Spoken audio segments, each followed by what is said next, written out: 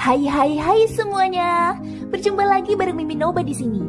Mimin ucapkan terima kasih ya untuk para sobat Noba yang sudah memberikan support dan kesetiaannya sampai sejauh ini. Dan juga Mimin tidak akan bosan-bosan minum pil Tika Dewa agar terus kerja membawakan episode-episode berikutnya dari BTTH Keabadian Kaisar. Pokoknya jangan bosan-bosan untuk terus mengikuti kelanjutannya. Kalau tidak, Mimin akan membuat kalian tidak bisa tertawa atau menangis. Let's go, mari kita masuk ke dalam ilusi seni radionya.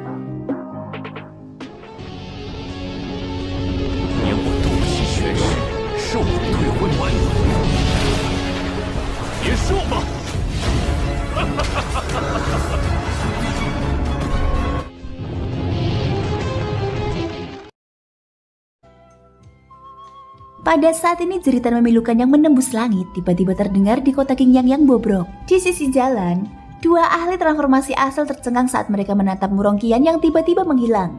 Mereka tidak bisa menahan diri untuk tidak terkejut. Segera setelah itu, jeritan menyakitkan keluar dari mulut Muhan. Baru saat itulah mereka berdua memperhatikan yang terakhir. Seketika, keterkejutan muncul di wajah mereka. Tangan kiri Muhan yang awalnya membelai Murong Qian telah menghilang. Hanya bekas hitam hangus yang terlihat di lengannya. Semua darah yang hendak mengalir keluar dari lengannya telah dihentikan dengan paksa. Namun kulit Muhan telah berubah pucat pasi. Rasa sakit yang menjalar ke jiwanya tak tertahankan. Meskipun kekuatan spiritualnya jauh lebih besar daripada orang biasa, rasa sakit karena kehilangan lengan adalah sesuatu yang tidak dapat ia tanggung. Tidak pernah dalam mimpinya yang terliar ia membayangkan bahwa ia akan menderita kejahatan yang sama dan rasa sakit yang sama dua kali. Hal yang paling ironis adalah bahwa bahkan lengannya yang hilang adalah lengan kirinya lagi. Ia telah membayar harga yang sangat mahal untuk mendapatkan lengan kirinya yang kuat. Namun ia telah kehilangannya lagi. Ketika hal ini membawa rasa sakit yang tak berujung bagi Muhan, ia juga merasakan kemarahan dan kebencian. Siapa? Siapa kamu?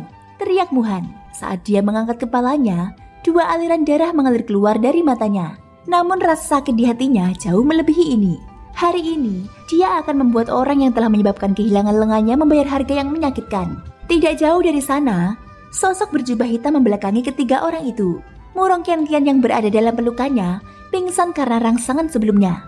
Namun Bai Hua yang berada di depannya saat ini dengan kaku mengangkat kepalanya untuk menatap orang di depannya. Wajahnya dipenuhi dengan ketidakpercayaan. Pada saat yang sama ada kegembiraan yang tak terlukiskan di sudut mulutnya. Seolah-olah dia bersuka cita karena dia tidak menghancurkan dirinya sendiri sebelumnya. Seolah-olah dia juga bersuka cita karena dia bisa melihat orang di depannya lagi. Saat dia melihat orang berjubah hitam di depannya, dia mengerti bahwa karena dia telah kembali, masalah yang dihadapi kota Qingyang hari ini secara alami akan mudah diselesaikan. Dia selalu percaya pada hal ini. Tepat saat Bai Hua hendak mengatakan sesuatu, pria berjubah hitam itu mengulurkan tangannya dan menyerahkan pil kepada Bai Hua. Tanpa ragu, Bai Hua membuka mulutnya dan menelannya. Di sisi lain, saat Muhan melihat punggung pria berjubah hitam itu, perasaan dejavu yang tak terlukiskan melintas di hatinya. Pada saat yang sama hatinya yang marah bergetar tak terkendali saat rasa takut muncul dari lubuk hatinya. Pria misterius berjubah hitam di hadapannya yang belum pernah dilihatnya ternyata mampu membuatnya takut dalam situasi seperti itu. Siapa sebenarnya kamu? Muhan mengucapkan setiap kata dengan jelas. Meski begitu, dia masih bisa merasakan getaran dalam suaranya. Mengikuti kata-kata Muhan, orang berjubah hitam di depan Bai Hua perlahan berbalik. Wajah yang ditutupi jubah hitam itu perlahan-lahan diterangi oleh sinar matahari. Itu adalah Xiaoyan. Saat Muhan melihat Xiaoyan, sepasang mata tuanya yang teduh langsung menyusut seukuran ujung jarum. Bahkan jantungnya pun menjadi lamban saat ini. Seluruh tubuhnya tampak berubah menjadi patung batu. Hatinya terkejut sekaligus takut. Tidak peduli apapun, dia tidak pernah membayangkan akan bertemu iblis itu lagi di saat seperti ini. Muhan sudah membayangkan pertemuannya dengan Xiaoyan berkali-kali. Namun dia tidak pernah membayangkan akan berada dalam situasi seperti ini. Berdasarkan kecepatan serangan Xiaoyan sebelumnya, kemungkinan besar kultivasinya juga telah mencapai tahap transformasi asal. Itu pasti lebih unggul dari Bai Hua. Selain itu, Muhan secara pribadi telah merasakan kekuatan bertarung Xiaoyan yang menakutkan, yang jauh melebihi kultivasinya sendiri. Jika mereka bertemu lagi sekarang, bahkan dengan kultivasi Muhan saat ini, dia tidak memiliki keyakinan untuk mengalahkan Xiaoyan. Untungnya, selain dia, masih ada dua ahli transformasi asal di sampingnya dan lebih dari 10 ahli Dodi di medan perang. Jika orang-orang ini ditambahkan bersama dengan formasinya, mungkin tidak sulit untuk membunuh orang di depannya. Xiaoyan, sungguh tak terduga. Benar-benar tak terduga. Ternyata itu kamu. Nada bicara Muhan sangat rendah. Wajah pucatnya langsung tertutup kabut hitam. Niat pembunuh yang ganas berkumpul dengan liar. Xiaoyan mengerutkan kening saat dia menatap wajah yang tak dikenal dari lelaki tua berambut abu-abu itu. Meskipun aku masih belum tahu siapa kalian, faktanya kalian telah menghancurkan tempat ini dan melukai mereka. Karena itu, hari ini kalian dan mereka akan tetap tinggal. Kalimat samar perlahan keluar dari mulut Xiaoyan. Tepat saat kalimat terakhir keluar dari mulutnya, tanah di bawah kakinya tiba-tiba meledak, membentuk lubang. Retakan besar menyebar seperti jaring laba-laba. Sosok Xiaoyan juga secara aneh menghilang dari tempatnya. Hampir pada saat yang sama, para dodi dari Istana Awan Laut yang mengikuti dari belakang tampaknya tiba-tiba menerima pukulan berat. Banyak tokoh menghantam kota di bawah seperti meteor yang jatuh dari langit dan terkubur dalam-dalam di bawah tanah. Hanya dengan satu serangan, selusin dodi dari Istana Awan Laut telah kehilangan kemampuan bertarung mereka dalam sekejap. Bahkan tubuh mereka telah menerima luka berat. Aura mereka sangat lemah, seolah-olah mereka bisa mati kapan saja. Terlebih lagi, hal yang paling mengejutkan adalah semua ini terjadi dalam sekejap. Ketika Muhan dan dua ahli transformasi asal di belakangnya pulih, Xiaoyan telah kembali ke posisi semula. Tatapan acuh tak acuhnya masih memperhatikan mereka, seolah-olah dia tidak pernah pergi. Kedua ahli transformasi asal itu tanpa sadar menelan ludah. Kecepatan yang menakutkan seperti itu adalah sesuatu yang bahkan tidak dapat mereka kejar. Sangat sulit untuk membayangkan bahwa jika Xiaoyan memilih untuk menyerang mereka, kemungkinan situasi mereka saat ini tidak akan lebih baik daripada selusin dodi. Aku sudah membereskan para prajurit udang dan jenderal kepiting itu. Sekarang giliranmu. Sambil mengangkat kepalanya, tatapan Xiaoyan tertuju pada 3 orang di depannya. Niat membunuh terpancar dari matanya yang hitam legam dan tenang. Jika dia tidak datang tepat waktu, kemungkinan besar seluruh kota Qingyang akan hancur. Bahkan nyawa Bai Hua dan Wurong Qiantian akan terancam karenanya. Hal semacam ini adalah sesuatu yang tidak dapat ditoleransi oleh Xiaoyan. Bai Hua sangat penting bagi Xiaoyan. Tentu saja, dia tidak akan mengabaikannya. Wurong Qiantian adalah mutiara klan Wurong. Meskipun dia telah kabur dari klan, masalah ini terkait dengannya. Menemukannya berada dalam lingkup tanggung jawabnya. Jika sesuatu terjadi pada Wurong Qiantian, dia tidak akan bisa melepaskan diri dari kesalahan bahkan jika dia mati 10.000 kali. Untungnya, kedatangan Xiaoyan telah mengakhiri semua masalah ini. Xiaoyan, jangan terlalu senang dulu. Bahkan jika orang-orang itu sudah mati, kita masih punya 2 ahli transformasi asal di sini. Termasuk aku. Kau tidak bisa lolos dari kami sendirian. Muhan berbicara dengan ekspresi dingin. Pada saat yang sama, dia dengan cepat mengangkat tangan kanannya. Cincin penyimpanan di jarinya berkedip dan cakram formasi lain muncul di tangannya. Meskipun formasi biasa cepat terbentuk, kekuatannya akan terbatas sampai batas tertentu. Jika formasi yang kuat terbentuk di tempat, itu pasti akan menghabiskan banyak waktu, yang akan sangat merugikan dalam pertempuran. Namun cakram formasi menggabungkan kedua faktor ini dengan sempurna. Selain dapat membentuk formasi yang kuat, cakram formasi yang terukir di atasnya juga dapat mengurangi waktu yang dibutuhkan untuk membentuk formasi. Ditambah dengan kenyamanan formasi yang unik, itu telah menjadi barang yang harus dimiliki oleh banyak ahli di benua ketika mereka pergi berlatih. Akan tetapi, dibandingkan dengan orang biasa, hanya di tangan seorang master formasi sejati, cakram formasi akan mampu menampilkan kecemerlangannya. Xiaoyan, hari ini, aku akan membiarkanmu merasakan kekuatan seorang master formasi tingkat kelima. Saat Muhan mengeluarkan raungan rendah, sejumlah besar kekuatan spiritual mengalir ke dalam cakram formasi di tangannya. Dalam sekejap, cahaya keemasan melesat keluar seperti matahari mini. Pada saat yang sama, prasasti emas misterius mengembun di bawah kaki Muhan, membentuk formasi setengah lingkaran yang menyelimuti tubuh Muhan. Tak lama kemudian, formasi misterius itu muncul lagi di udara di atas kepala Xiaoyan. Kali ini awan petir besar dan aneh berkumpul dari segala arah dan menutupi kepala Xiaoyan. Xiaoyan, ini adalah formasi tingkat kelima yang khusus kusiapkan untukmu. Formasi petir 9 lapis. Tidak peduli seberapa kuat dirimu, kau tidak akan bisa menghindarinya. Ditambah dengan 2 orang di sampingku, kau pasti mati hari ini. Wajah Muhan langsung menunjukkan ekspresi ganas saat melihat formasi di tangannya berhasil terbentuk. 9 jenis formasi petir ini adalah formasi tingkat 5 yang telah ia teliti selama bertahun-tahun. Ia bahkan meminjam bantuan petir surgawi beberapa kali untuk membuatnya. Kekuatan yang dimilikinya sudah pasti berada di antara kelas menengah atas. Oleh karena itu, ia yakin dapat menghadapi Xiaoyan dengan mengandalkan formasi petir 9 lapis ini. Muhan tahu bahwa Xiaoyan memiliki atribut api. Sedangkan untuk atribut petir, atribut itu juga dikenal karena kekuatan ofensifnya. Kekuatan destruktif yang dimilikinya juga sangat mengerikan. Oleh karena itu, Muhan ingin menggunakan formasi petir untuk sementara menekan api surgawi Xiaoyan. Ditambah dengan 2 ahli transformasi asal di sampingnya, berurusan dengan Xiaoyan akan menjadi hal yang mudah. Awan badai bergejolak ke segala arah di langit di atas kepala Xiaoyan. Banyak kilatan petir yang mengandung cahaya keemasan berulang kali mengalir di dalam awan badai. Tekanan kuat turun dari langit. menyebabkan Xiaoyan merasakan tekanan samar. Apakah ini formasi tingkat kelima? Kehadirannya sungguh mengejutkan. Kemungkinan besar bahkan ahli pengembalian asal tidak akan berani ceroboh dengan kekuatan formasi ini. Mastermu, aku tidak pernah menyangka bahwa pemahamanmu tentang formasi akan mencapai tingkat seperti itu, kata Jian Chen sambil tersenyum.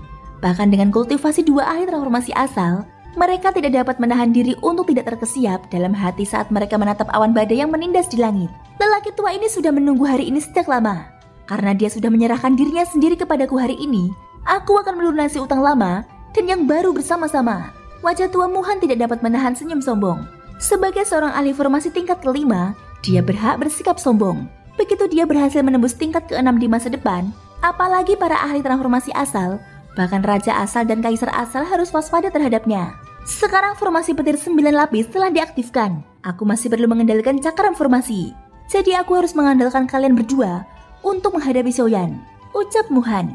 Jangan khawatir, mastermu tidak peduli seberapa cepat bocah ini.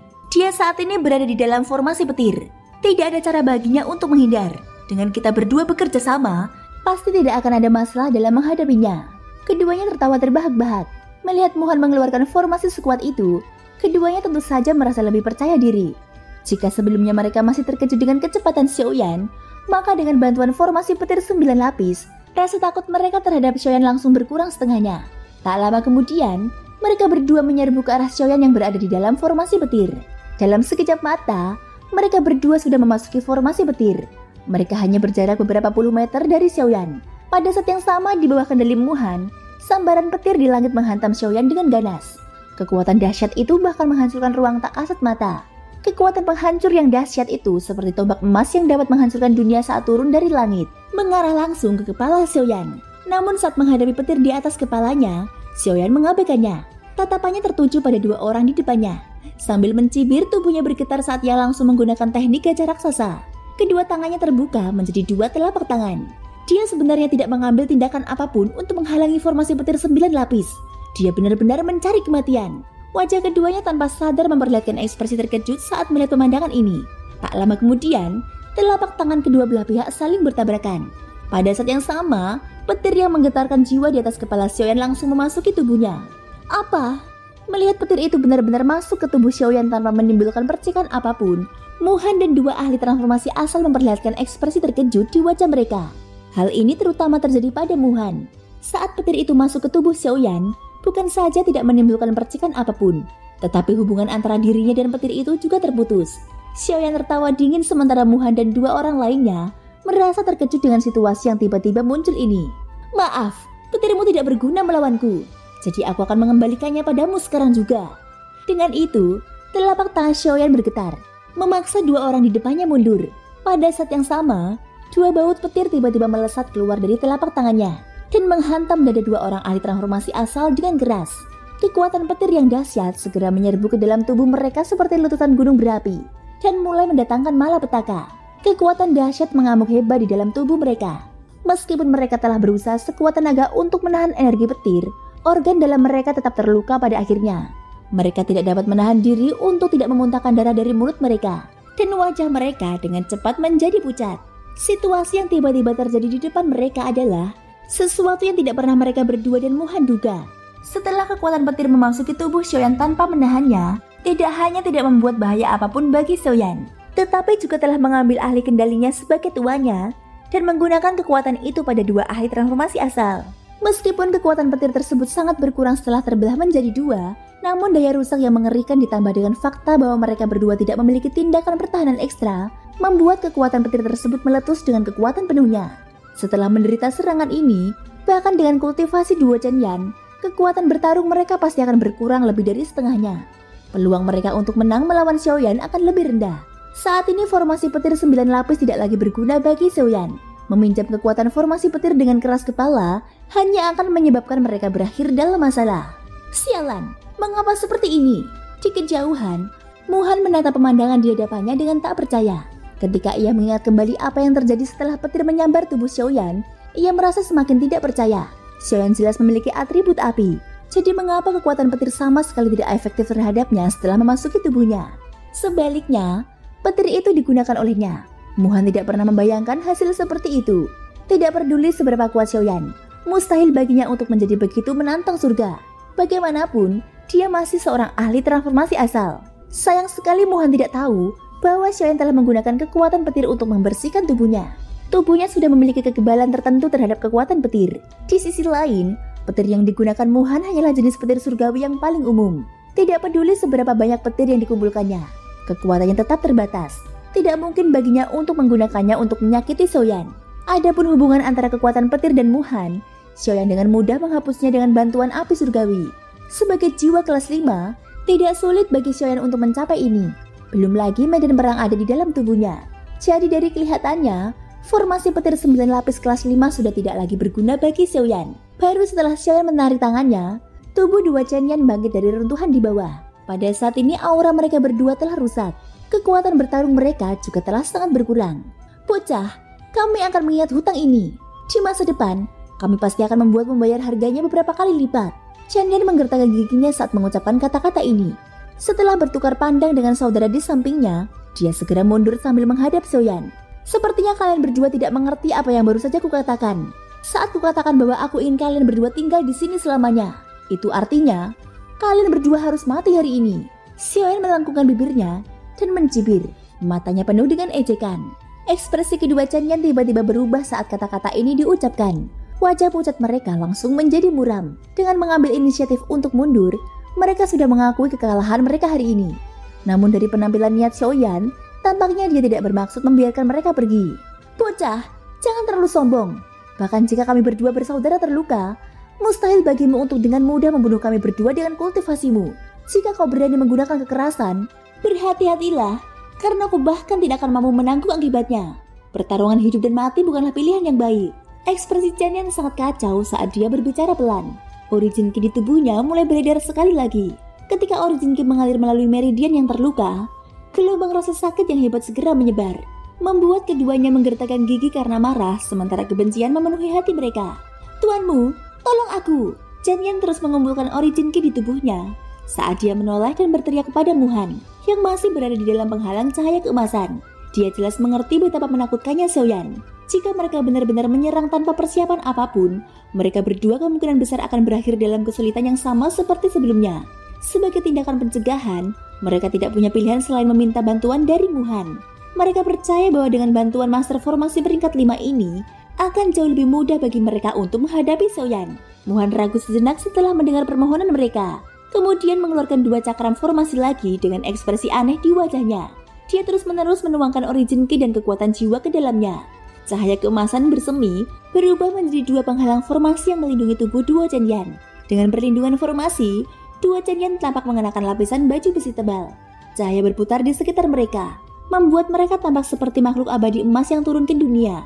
Bocah nakal, beraninya kau mengulang perkataanmu itu. Dengan formasi yang ada di sekeliling mereka, kondisi 2 itu tampak membaik. Pada saat yang sama, kepercayaan diri mereka juga meningkat secara signifikan. Apa yang sudah terjadi tidak dapat dibatalkan. Aku tidak akan menarik kembali apapun yang telah kukatakan. Aku sudah mengatakan bahwa kalian berdua harus tinggal di sini hari ini.